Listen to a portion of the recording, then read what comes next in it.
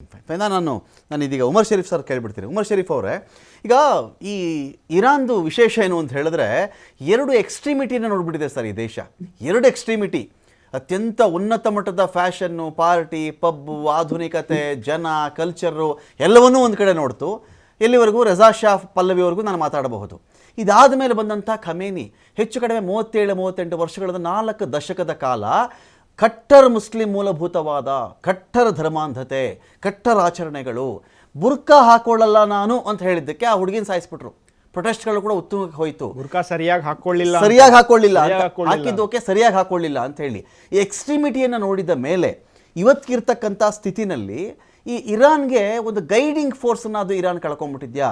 ಅದು ನೀವು ಖಮೇನಿ ವಿಚಾರದಲ್ಲಿ ಹೇಳಿದ್ರು ಇದೇ ಮಾತೆ ನಂದು, ಅಥವಾ ಇವತ್ತಿಗಿರ್ತಕ್ಕಂಥ IRGC ಅಂತ ಮಾತಾಡ್ತೀವಿ, ಹೆಜ್ಬುಲ್ಲಾ ಅಂತ ಮಾತಾಡ್ತೀವಿ, ಅಥವಾ ಹೌತಿ ಅಂತ ಮಾತಾಡ್ತೀವಿ, ಹಮಾಸ್ ಅಂತ ಮಾತಾಡ್ತೀವಿ. ಇವರಿಗೆ ಒಂದು ದಿಕ್ಕು ದೆಸೆ ಇರಲ್ವಾ? ಇವತ್ತಿಗೆ ಏನೋ ಹೊಡಿಬೇಕು, ಹೊಡಿತಾ ಇದ್ದೀವಿ, ಪರಿಣಾಮಗಳು ಗೊತ್ತಿಲ್ವಾ ಅಂತ. ಯಾಕಂದರೆ ನನಗೆ ತುಂಬ ಚೆನ್ನಾಗಿ ಗೊತ್ತು, ಅದೊಂದು 80ರ ದಶಕದ ಸಮಯ ಸರ್ ಅದು. ಆ ದಶಕದ ಸಮಯದಲ್ಲಿ ಹೇಗಾದರೂ ಮಾಡಿ ಖಮೇನಿಯನ್ನು ಕೊಂದು ಹಾಕಿಬಿಡಬೇಕು ಅಂತ ಹೇಳಿ ಒಂದು ಟೇಪ್ ರೆಕಾರ್ಡ್ರಲ್ಲಿ ಬಾಂಬ್ ಇಟ್ಟಿರ್ತಾರೆ. ಪ್ರೆಸ್ ಮೀಟ್ ಮಾಡಬೇಕಾದ್ರೆ ಆ ಟೇಪ್ ರೆಕಾರ್ಡ್ ಸಿಡಿದು ಹೋಗ್ಬಿಡುತ್ತೆ. ಖಮೇನಿ ಕೈಗಳೇ ಕಟ್ಟಾಗ್ಬಿಡ್ತಾವೆ, ಹೊತ್ತಿಗೆ ಕಿವಿ ಒಂದು ಕಡೆ ಮಂದ ಆಗಿಬಿಡುತ್ತೆ. ಆಗ ಖಮೇನಿ ಒಂದು 5-6 ತಿಂಗಳು ಟ್ರೀಟ್ಮೆಂಟ್ ತೊಗೊಂಡು ಬಂದು ಗೆಲ್ತಾರೆ, ಚುನಾವಣೆ ಗೆದ್ದುಕೋತಾರೆ, ಅಧಿಕಾರ ಹಿಡಿತಾರೆ, ಅದು ಬೇರೆ ವಿಚಾರ. ಖಮೇನಿ ಒಂದು ಮಾತು ಹೇಳಿರ್ತಾರೆ, ನನ್ನ ಕೈ ಹೋಗಬಹುದು, ನನಗೆ ಕಿವಿನೂ ಹೋಗಬಹುದು, ನನ್ನ ನಾಲಿಗೆ ಮತ್ತು ಮೆದುಳು ನನಗೆ ಕೆಲಸ ಮಾಡಿಬಿಟ್ರೆ ಸಾಕು, ನಾನೇನು ಮಾಡ್ತೀವಿ ನೋಡಿ ಅಂತ ಹೇಳಿ ಇವತ್ತಿಗೆ ಖಮೇನಿ ಹೋಗಿದ್ದಾರೆ. ಆ ವ್ಯಕ್ತಿ ಬಿತ್ತಿದ್ದಂಥ ಕ್ಷಿಪಣಿ ಬೀಜಗಳಿತ್ತಲ್ಲ, ಆ ಕ್ಷಿಪಣಿ ಬೀಜಗಳು ಇವತ್ತಿಗೆ ಇನ್ನೂ ಸಿಡಿತಾ ಇವೆ ಅಂತ ಹೇಳಬಹುದಾ ನಾನು ಇದನ್ನ ಅಂತ? ಖಂಡಿತವಾಗಿಯೂ. ಏನಂದ್ರೆ ಅವರು ಒಬ್ರು ತೀರೋದ್ಮೇಲೆ ಅಲ್ಲಿರತಕ್ಕಂಥವ್ರು ಎಲ್ಲರೂ ಸುಮ್ನೆ ಕೂತ್ಕೊಳ್ಳಲ್ಲ. ಅಲ್ಲಿರೋರು ಏನಾದ್ರೂ ಮಾಡ್ಲೇಬೇಕಂತ ಆಲ್ರೆಡಿ ಖಮೇನಿ ಬಂದು ಫುಲ್ ಅವ್ರಿಗೆ ಎಲ್ಲ ಅಡ್ವೈಸ್ ಕೊಡಲಾಗಿದೆ. ಯಾಕಂತ ಹೇಳಿದ್ರೆ ಇದಕ್ ಮುಂಚೆ 1-2 ತಿಂಗಳು ಮುಂಚೆ ಅವರ ಒಂದು ಭಾಷಣದಲ್ಲಿ ಕೇಳ್ದೆ, ನಾನ್ ಸತ್ರು ಪರವಾಗಿಲ್ಲ, ನಮ್ಮ ಜನರು ನಮ್ಮ ಜಾಗಕ್ಕಾಗಿ ಹೋರಾಟ ಮಾಡ್ತಾರೆ ಅಂತ ಅದೊಂದು ಮಾತು ಹೇಳಿದ್ದಾರೆ. ಸೊ ಹಾಗಾಗಿ ಅವ್ರಿಗೆ ಗೊತ್ತಿತ್ತು ಸಾಯಕ್ಕೆ ಸಿದ್ಧವಾಗಿದ್ರು, ಯಾವಾಗ ಬೇಕಾದ್ರೂ ಸಾವು ಬರ್ಬೋದಂತೆ. ಸೊ ಅದನ್ನ ತಿಳ್ಕೊಂಡೆ ಅವ್ರು ಎಲ್ಲವನ್ನು ಅಲ್ಲಿ ಆಲ್ರೆಡಿ ಮಾತಾಡಿದ್ದಾರೆ. ಸೊ ಇದ್ರಲ್ಲಿ ನಾವ್ ಏನ್ ಹೇಳ್ಬೇಕಂದ್ರೆ, ಈ ಶಾಹಿನ ಆಳ್ವಿಕೆ ಟೈಮ್ ನಲ್ಲಿ ಬಹಳ ಲಿಬರಲ್ ಆಗಿತ್ತು, ಇರಾನ್ ಬಂದು ಬಹಳ ಲಿಬರಲ್ ಆಗಿತ್ತು. ಆ ಟೈಮ್ ನಲ್ಲಿ ಅಮೆರಿಕ ಅಲ್ಲಿ ಶಾ ಡೈನಾಸ್ಟಿಗೆ ಸಪೋರ್ಟ್ ಮಾಡ್ತು. ಆ ಟೈಮ್ ನಲ್ಲಿ ಅದಕ್ಕೆ ಅಂದ್ರೆ ಶಾವನ್ನ ಸ್ಥಾಪಿಸುವುದಕ್ಕೆ ಅಮೆರಿಕ ಕೂಡ ಒಂದು ಕಾರಣವಾಗಿತ್ತು. ಯಾಕಂದ್ರೆ ಅದಕ್ಕೆ ಮುಂಚೆ ಇರುವ ಶಾಕ್ಕಿಂತ ಒಂದು ಅದಕ್ಕೆ ಮುಂಚೆ ಇದ್ದ ಆಳ್ವಿಕೆ ಮಾಡುವವರು ಅವರು ಒಂದು ರೀತಿ ಬಹಳ ರಿಲಿಜಿಯಸ್ ಆಗಿದ್ರು.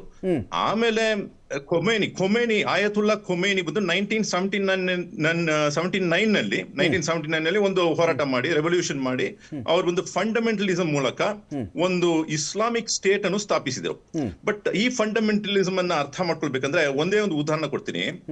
ಅವರು ಖಮೇನಿ ಬಂದು ಭಾರತಕ್ಕೆ ಬಂದಿದ್ದಾರೆ, ಮತ್ತೆ ಅವರು ಮಹಾತ್ಮ ಗಾಂಧಿ ಮೇಲೆ ಅತಿ ಗೌರವವನ್ನ ಇಟ್ಕೊಂಡ್ರು ಅಂತ ಅವರು ಒಂದು ಮಾತು ಕೂಡ ಹೇಳಿದ್ರು.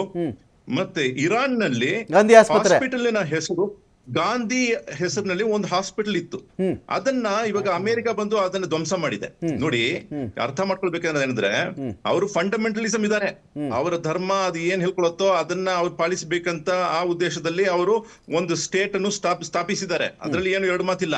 ಕೆಲವು ವಿಚಾರದಲ್ಲಿ ನಮ್ಗೆ ಭಿನ್ನಾಭಿಪ್ರಾಯ ಇರಬಹುದು, we may reject some of the ideas, that is our will, our thoughts. ಆದ್ರೆ ಅವರ ಉದ್ದೇಶ ಪ್ರಕಾರ ಅವ್ರು ಏನ್ ಮಾಡ್ಬೇಕಾಗಿತ್ತು ಅದನ್ನ ಮಾಡ್ಕೊಂಡು ಬೇರೊಬ್ಬರಿಗೂ ಗೌರವ ಕೊಡುವ ರೀತಿಯಲ್ಲೇ ಇದ್ರು. ಯಾಕಂತ ಹೇಳಿದ್ರೆ ಅವರು ಒಂದು ಶಿಯಾ ಫ್ಯಾಕ್ಷನ್ ಆಗಿದ್ರು ಕೂಡ ಸುನ್ನಿ ಫ್ಯಾಕ್ಷನ್ಸ್ ಜೊತೆಗೆ ಒಂದು ಸಂಬಂಧವನ್ನು ಬೆಳೆಸಕ್ಕೆ ಕೂಡ ಪ್ರಯತ್ನ ಮಾಡಿದ್ದಾರೆ. ಬಟ್ ಅದರ ಜೊತೆಗೆ ಈ ಹೂತೀಸು ಮತ್ತೆ ಅಲ್ಲಿ ಆ ಕಡೆ ಇರತಕ್ಕಂಥ ಲೆಬನ್ ನಲ್ಲಿ ಇರತಕ್ಕಂಥ ಹಿಜ್ಬುಲ್ಲಾ ಇವೆಲ್ಲವನ್ನು ಕೂಡ ಸೃಷ್ಟಿ ಮಾಡಿಟ್ಟಿದ್ದಾರೆ. ಅಂದ್ರೆ ಒಂದು ಕಡೆ ಕೈ ಶೇಕ್ ಮಾಡೋದು, ಇನ್ನೊಂದು ಕಡೆ ಬಂದೂಕ್ ಇಟ್ಕೊಂಡು ನೀವು ತಯಾರಾಗಿರಿ, ಯಾವತ್ ಬೇಕಾದ್ರೂ ಯುದ್ಧಕ್ಕೂ ತಯಾರಾಗಿರ್ಬೇಕಂತ ಆ ಒಂದು ಪ್ರಿಪರೇಷನ್ ಜೊತೆಗೆ ಕೂಡ ಅವ್ರು ಯಾವತ್ತಿಗೂ ಸುನ್ನಿ ಜೊತೆಗೆ ಕೂಡ ಒಂದು ಸಂಬಂಧವನ್ನು ಇಟ್ಕೊಂಡಿದ್ರು. ಸೊ ಇದೆಲ್ಲ ಬಂದು ರಾಜಕೀಯ ವಿಷಯದಲ್ಲಿ ಇದೆಲ್ಲ ನಡೆಯುತ್ತೆ. ವಿಕಾನ್ಸೆ ನೋಡಿ, ಅಮೆರಿಕ ಬಂದು ಒಂದ್ ಕಾಲದಲ್ಲಿ ಸದ್ದಾಂ ಹುಸೇನ್ ಜೊತೆಗೆ ಒಂದು ಒಳ್ಳೆಯ ಸಂಬಂಧವನ್ನು ಇಟ್ಕೊಂಡಿದ್ರು. ಡೊನಾಲ್ಡ್ ರಮ್ಸ್ಫರ್ಡ್ ಎಲ್ಲ ಒಳ್ಳೆಯ ಸಂಬಂಧವನ್ನು ಬೆಳೆಸಿದ್ರು. ಮತ್ತೆ ಸದ್ದಾಂ ಹುಸೇನ್ ಸಾಯಿಸಕ್ಕೆ ಮುಂದೆ ಬಂದ್ರು, ಸಾಯಿಸ್ಬಿಟ್ರು.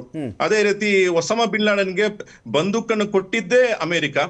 ಹಿಲರಿ ಕ್ಲಿಂಟನ್ ಬಂದು ಓಪನ್ ಆಗಿ ಬಯಾನ್ ಮಾಡಿದ್ರು. ಓಪನ್ ಆಗಿ ಅವ್ರು ಹೇಳಿದ್ರು, ವಿ ಆಕ್ಚುಲಿ ಡೆವಲಪ್ಡ್ ಅಲ್ ಖೈದಾ ಅಂತಾನೆ ಸ್ಟೇಟ್ಮೆಂಟ್ ಕೊಟ್ಟಿದ್ದಾರೆ.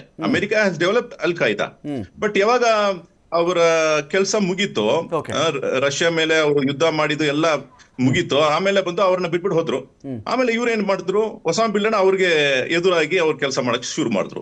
ಸೊ ಇದು ಮತ್ತೆ ಗದ್ದಾಫಿ ಅಮೆರಿಕನ್ ಪಾಲಿಸಿಗೆ ವಿರುದ್ಧವಾಗಿರುವಾಗ ಗದ್ದಾಫಿಯನ್ನ ಕೊಂದಾಕಿದ್ರು. ಇದೇನು ಹೊಸದಿಲ್ಲ. ಇವತ್ತಿಗೆ ಇರಾನಿನ ಆಯತುಲ್ಲಾ ಖಮೇನಿಯನ್ನ ಕೊಂದಾಕಿರುವಾಗ ಇವರೆಲ್ಲರನ್ನು ಅಮೆರಿಕ ಒಂದು ಕಾಲ ಇವರು ನನ್ನ ಫ್ರೆಂಡ್ ಅಂತಾನೆ ಹೇಳಿದ್ರು.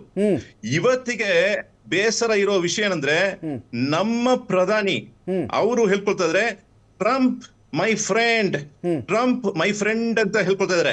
ಇವಾಗ ನಮ್ಮ ಪ್ರಧಾನಿ ಬಂದು ಫ್ರೆಂಡ್ ಆಗಿರೋದು ಅವ್ರಿಗೆ ಎಷ್ಟು ಮಟ್ಟಿಗೆ ಅವ್ರಿಗೆ ಸೇಫ್ಟಿ ಅಂತ ನಾನು ಅದ್ರ ಬಗ್ಗೆ ಯೋಚನೆ ಮಾಡ್ತಾ ಇದ್ದೀನಿ. ಯಾಕಂತಂದ್ರೆ ಅಮೆರಿಕ ಜೊತೆ ಯಾರೆಲ್ಲ ಫ್ರೆಂಡ್ ಆಗಿದ್ರು ಅವರೆಲ್ಲ ಒಂದು ದಿನ ಅವ್ರ ಕೈನಲ್ಲಿನೇ ಅವ್ರು ಬಂದು ಕಷ್ಟಪಡೋ ಒಂದು ಕಾಲ ಬಂತು. ಸೊ ಹಾಗಾಗಿ we have to be very careful with American policy ಬಂದು ಯಾವತ್ತಿಗೆ ತಿರುಗೇಟು ಬೀಳುತ್ತೆ ಅಂತ ನಮ್ಗೆ ಗೊತ್ತಾಗೋದಿಲ್ಲ. It's very dangerous policies of America. ನಾನು ಮತ್ತಷ್ಟು ಮಾತಾಡ್ತೀನಿ, ಎಲ್ಲರನ್ನು ಮತ್ತಷ್ಟು ಮಾತಾಡ್ತೀನಿ. ಮೋಹನ್ ಚಿತ್ತಾಲೆ ಸರ್ ಆಗಲೇ ಹ್ಯಾಂಡ್ ರೈಸ್ ಮಾಡಿದ್ದೀನಿ, ನಾನು ನಿಮ್ಮನ್ನು ಕೂಡ ಕೇಳ್ತೀನಿ.